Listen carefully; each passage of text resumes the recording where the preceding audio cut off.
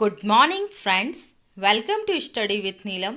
आज है 7 अगस्त और 7 अगस्त के सभी best top current affairs question आज के वीडियो में हम कंप्लीट करेंगे। सभी क्वेश्चन इंपॉर्टेंट हैं तो वीडियो में लास्ट तक बने रहिएगा और चैनल को सब्सक्राइब करना बिल्कुल ना भूलें। अगर आप चैनल पर पहली बार आएँ तो फटाफट से सब्सक्राइब कर लीजिए, बेल आइकन को प्रेस करना बिल्कुल ना भूलें। और सभी वीडियो लेक्चर्स की आपको PDF फाइल हमारे ऑफिशियल टेलीग्राम चैनल पर प्राप्त होगी।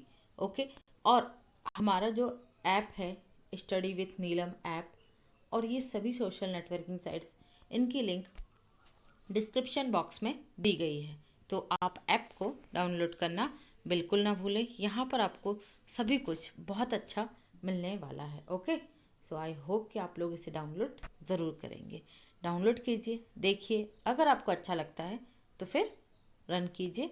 और आपके लिए यहाँ पर इन फ्यूचर बहुत अच्छे अच्छे प्रोग्राम्स आने वाले हैं, तो अभी से डाउनलोड कर लीजिए। ओके, चलिए तो बढ़ते हैं हम हमारे आज के सेक्शन की तरफ। हाल ही में हिरोशिमा दिवस कब मनाया गया? तो ये मनाया गया है 6 अगस्त को। कब मनाया गया हिरोशिमा दिवस? 6 अगस्त को मनाया गया। क्यों मनाया जाता है हिरोशिमा दिवस? देखिए, वैसे तो बहुत सारे स्टूडेंट्स को पता होगा कि हिरोशिमा दिवस क्यों मनाया जाता है। देखिए, 6 अगस्त 1945 में जापान पर अमेरिका ने हमला कर दिया था। कब? सेकेंड वर्ल्ड वॉर के टाइम पे। तो ये कैसा हमला था?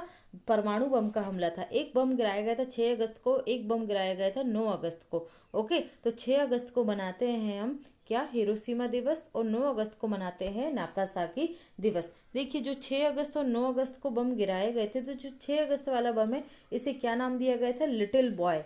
क्या नाम था? Little boy. और 9 अगस्त वाले का नाम था फैट मैन। क्या नाम दिए गए थे?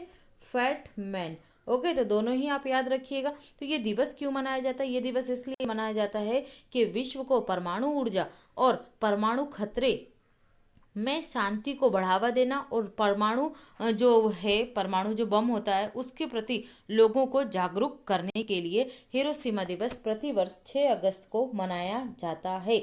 बात कर लेते हैं हम जापान की। तो ये रहा मैप में जापान, यहाँ पर है आपका जापान। ये रही आपके लोकेशन जापान की। ओके, ये जापान है, साउथ चाइना सी से लगता हुआ। ये नॉर्थ कोरिया और ये साउथ कोरिया है। ठीक है, जापान की कैपिटल क्या है? तो कैपिटल है यहाँ की टोक्यो। मुद्रा क्या है? ये है करेंसी है यहाँ की येन। और यहाँ के जो PM है, प्राइम मिनिस्टर कौन है? Shinzo Abe. कौन है? Shinzo Abe. भारत और जापान के मध्य 2 संधियाँ होती हैं। कौन कौन सी? एक होती है शिन्यू मैत्री।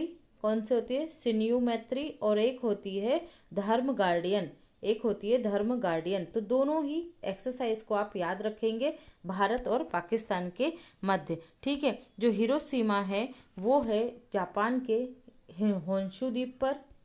होन्शु द्वीप पर हिरोशिमा है।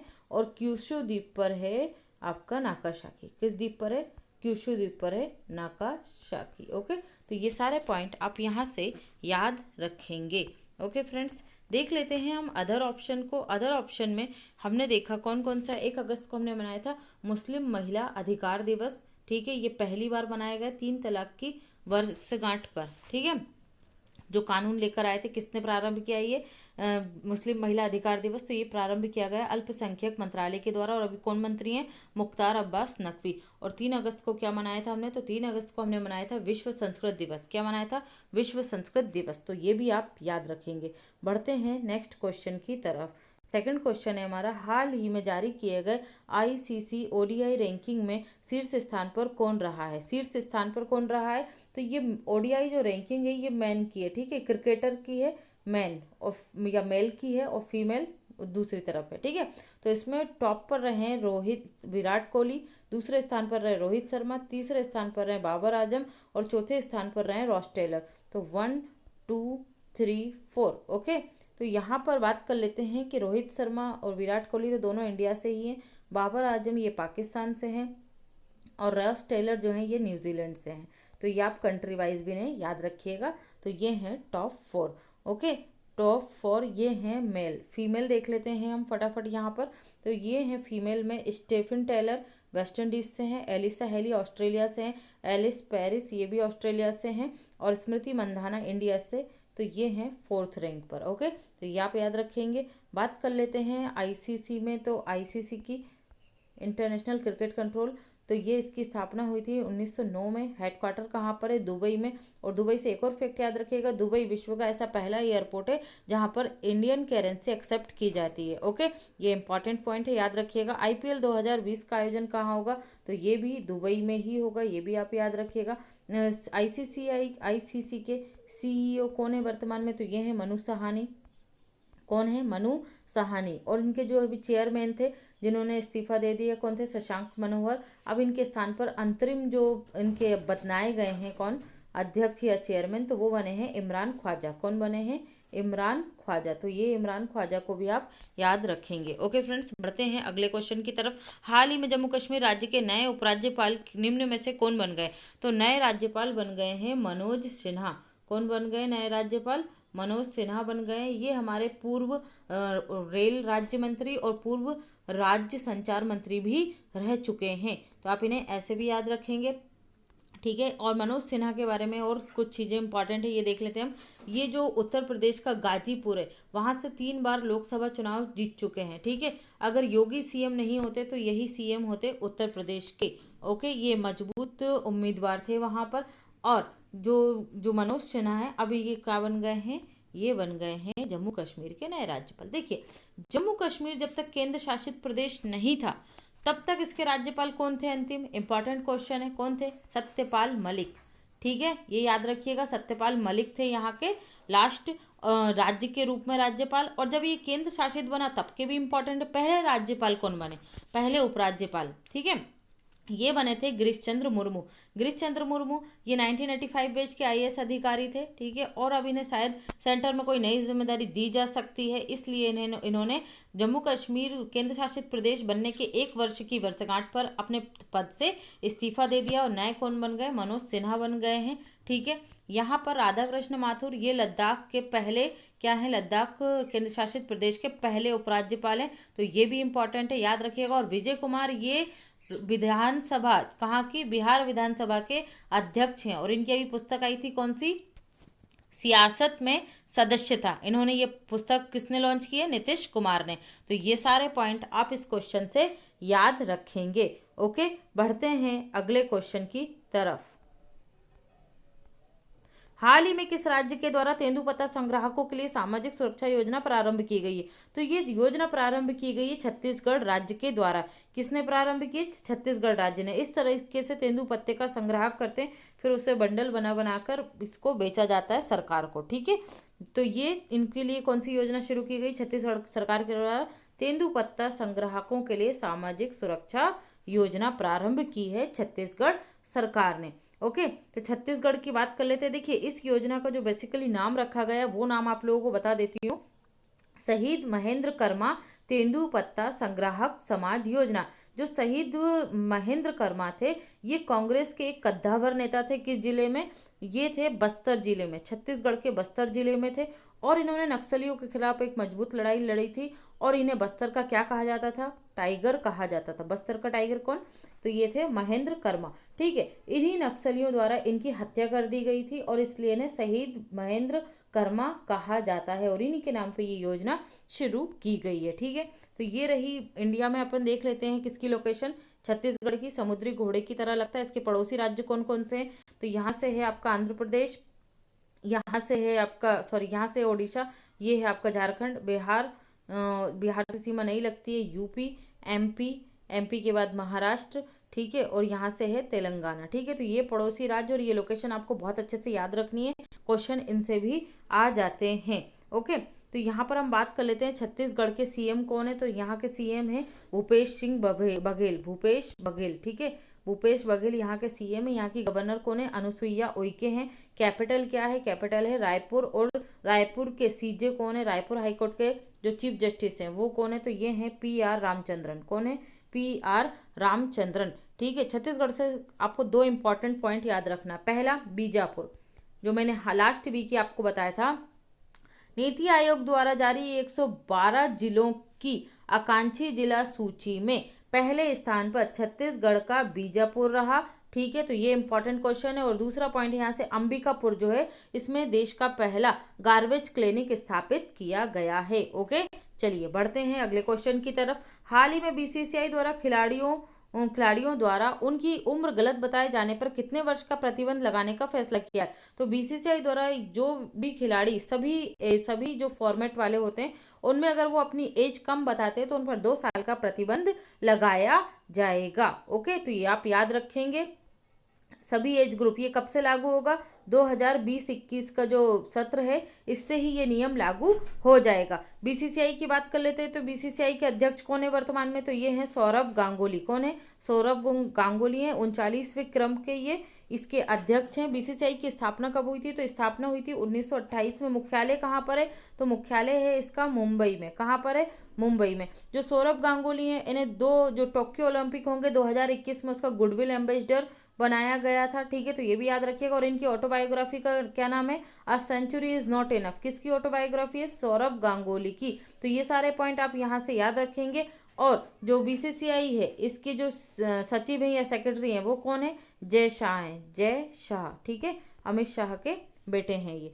चलिए बढ़ते हैं अगले पॉइंट की तरफ। प्रधानमंत्री जनधन योजना से संबंधित सत्य कथन का चयन करें। तो ये योजना कब प्रारंभ हुई? 28 अगस्त 2014 को। हाल ही में इस योजना के तहत जनधन खातों की संख्या लगभग कितनी हो गई है? 40.5 करोड़ हो गई है। जनधन खातों में कितना पैसा जमा है? 1.30 लाख करोड़ रुपए जमा है। तो राइट आंसर होगा डी। और ये योजना अभी चर्चा में क्यों रही थी? तो ये इसीलिए रही थी क्योंकि इसमें खातों की संख्या कितनी हो गई है? 40.5 करोड़ हो गई है। तो ये सारी इन्फॉर्मेशन आप यहाँ से याद रखें। जो आपके स्टेट लेवल के पीएससी मेंस एग्जाम होता है उसमें अगर 3 नंबर में ये योजना आती है तो आप इस तरीके से इसको लिख सकते हैं। ओके, चलिए देखते हैं। हाल ही में लेबनान की राजधानी में बेरूत में 5 अगस्त 2020 को किस केमिकल से भीषण विस्फोट हुआ? तो ये कौन सा केमिकल था? तो ये था आपका अमोनिया नाइट्रेट। कौन सा था? Ammonia nitrate. और उसका यूज किस में किया जाता है? फर्टिलाइजर्स में इसका यूज बहुत ज्यादा किया जाता है। ठीक है, तो ये वर्ल्ड मैप में हम देख लेते हैं किसको? लेबनान को। ये रहा हमारा इंडिया, और इंडिया के बाद ये पाकिस्तान, अफगानिस्तान, और ये साउथ मध्य एशिया से होते हुए ये रहा आपका लेबनान। ठीक है, ये रहा लेबनान। तो वर्ल्ड में इसकी आपने लोकेशन देख ली। अब हम लेबनान को स्पेसिफिक देख लेते हैं। ये रहा वर्ल्ड लेबनान। ठीक है, ये इंडिया, ये Pakistan, Afghanistan, Iran, Iraq, Syria के बाद ये यहाँ पर जो है लेबनान। ठीक है, तो इधर इसकी सीमा लेबनान की लगती है सीरिया से, और यहाँ पर इसकी जो सीमा है ये लगती है किससे? फिलिस्तीन से। ठीक है, सॉरी, इजराइल से। ये सीरिया से और ये इजराइल से। किसकी? लेबनान की। ओके, तो देखिए ये क्यों हुआ, ये जो भी कुछ किस्सा था आपने बहुत कुछ सुन चुके होंगे इसके बारे में। ये जो जॉर्जिया दिख रहा है आपको यहाँ पर, यहाँ से 2013 में एक जहाज चलता है जिसमें कौन सी गैस भरी हुई थी? अमोनिया नाइट्रेट भरी थी। और ये कहाँ पहुँचता है?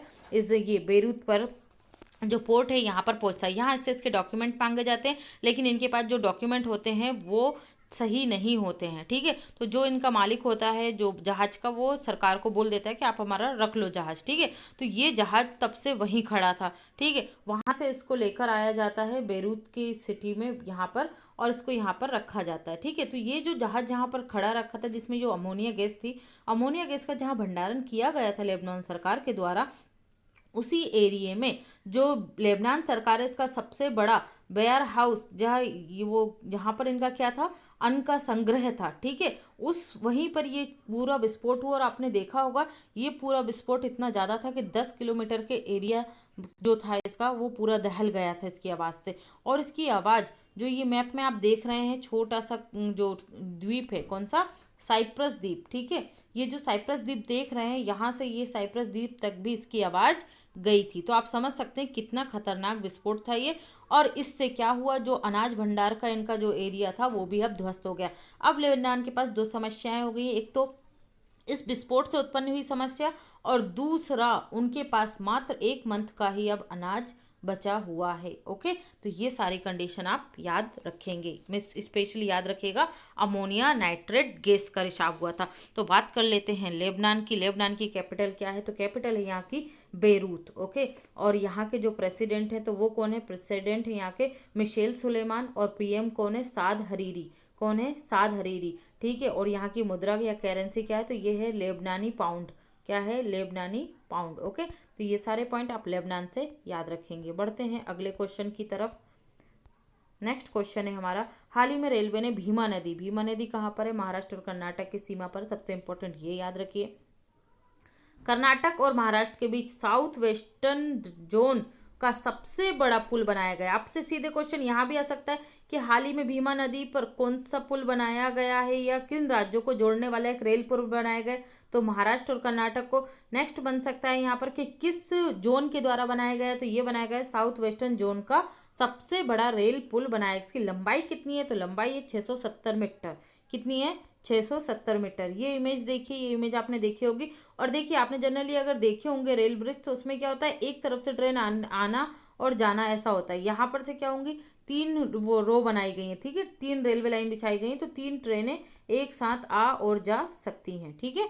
ये देखिए 1 2 और 3, ठीक है, तो ये भी आप याद रखिएगा। ओके, चलिए बढ़ते हैं। ये हाँ, यहाँ से ये ध्यान रखिए किस किस को जोड़ेगा, तो ये जोड़ेगा कर्नाटक के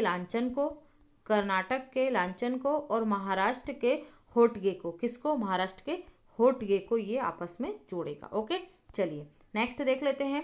शांति के नोबेल प्राइज विजेता और वैज्ञानिक जॉन ह्यूम का निधन 3 अगस्त 2020 को हुआ। इनका संबंध किस देश से है, तो ये किस देश से हैं, तो ये हैं आपके आयरलैंड से। कहाँ से हैं ये? आयरलैंड से बिलोंग करते हैं। इन्हें नोबेल शांति प्राइज क्यों दिया गया था? देखिए, इन्हें जो नोबेल का शांति प्राइज दिया गया था वो उत्तरी आयरलैंड में जारी जो जातीय हिंसा थी उसमें इन्होंने महत्वपूर्ण भूमिका निभाई थी। जो उत्तरी आयरलैंड क्या है, देखिए ये है आपका यूनाइटेड किंगडम, ठीक है। इसको क्या बोला जाता है? यूनाइटेड किंगडम बोला जाता है। इंग्लैंड, वेल्स और जो आयरलैंड है और स्कॉटलैंड, इन चारों देशों को मिलाकर क्या बोलते हैं हम? यूके। और अलग इंग्लैंड की बात करेंगे या ब्रिटेन की, तो ये है, ये वेल्स है, अलग देश है, और ये स्कॉटलैंड अलग देश है, और ये आयरलैंड अलग देश है। ओके, क्लियर है? इसे टोटल मिलाकर क्या बोलते हैं? United kingdom. यहाँ हम बात कर रहे हैं उत्तरी आयरलैंड की। ये देखिए, ये दिख रहा है नॉर्थ आयरलैंड आपको अलग ही।